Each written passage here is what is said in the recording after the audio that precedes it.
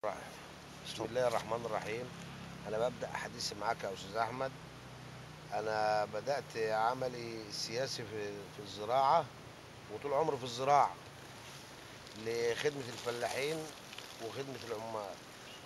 أنا بدأت عملي بعضو في الجمعية الزراعية، ومسكت رئيس الجمعية الزراعية 15 سنة، وتصعدت إلى الجمعية المشتركة.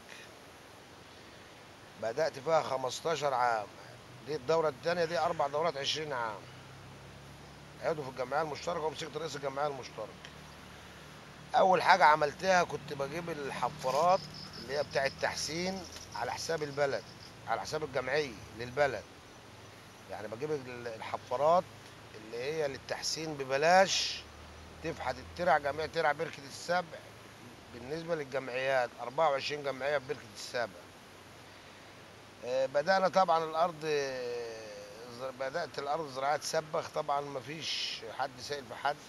بدأت أعمل شكاوي وأعمل محاضر كلهم بصفة رئيس الجمعية المشتركة. لما صعدت الجمعية المشتركة بدأت أول حاجة الحمد لله عملتها، بقيت أشتكي كل شهر، كل 2 أعمل جواب وشكوى تروح للوزارة، عشان الأرض سبخت ومفيش حد سائل في حد. الأرض سبخت أهيت، أهي كان تراب أهي، الحمد لله لسه الصرف انوجد، الحمد لله الصرف المغطي. واول صرف اجيبه، اول حاجه اجيبها بركه السبع.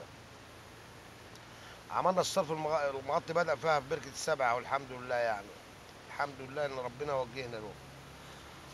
ثانيا، مفيش واحد من الفلاحين من يوم ما مسكت رئيس جمعيه مشتركه دفع جنيه لا فران ولا حفارات، كله على حساب الجمعيه، لان الجمعيات مساهمه، 24 جمعيه مساهمه في البلد في للجمعيه المشتركه للرئاسه. يعني الاربع البلاد كلها الجمعيه المشتركه بترقص ال 24 جمعيه، فال 24 جمعيه الحمد لله ساهموا، واشترينا حته ارض وبنينا جمعيه مشتركه تعاون. الجمعيات التعاون دلوقتي المشتركه في بركه السبع على 6 قريب، بنينا الحمد لله 3 ادوار، دور ارض جراشات، والدور الثاني للاحتفالات، والدور الثاني للموظفين.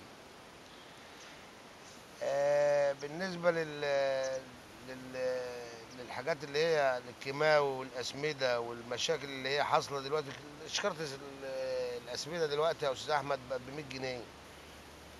الشكاره وصلت 100 جنيه دلوقتي حاليا.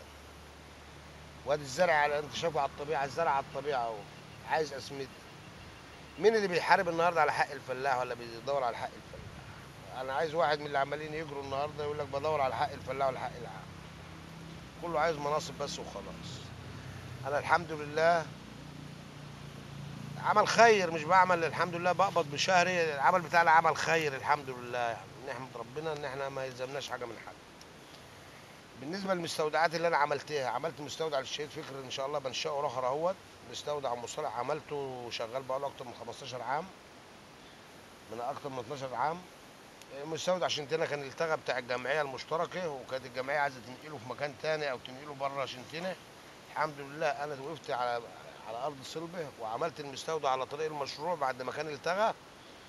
وكانت الشركه كانت الاول بتجيب لغايه المستودعات، قال لك لا، ما الشركه معلش هتوزع لحد. جبت عربيه على حساب الخاص تنقل لمستودع شنتنا، تنقل من الشركه لمستودع شنتنا. والمستودع اشتغل والحمد لله من اكتر من 8 سنوات دلوقتي، من 10 سنوات بقى له، من 8 سنوات دلوقتي في شنتنا اشتغل. وجبت له عربيه خاصه ليا بمساعده للمستودع بفلوس رمزيه. والحمد لله ربنا سهل، وعقبال المستودع عشان الشهيد فكره يا رب ما يشتغل ان شاء الله بامر الله العام ده. فانا بقدم جهودي وعملي دلوقتي لوجه الله.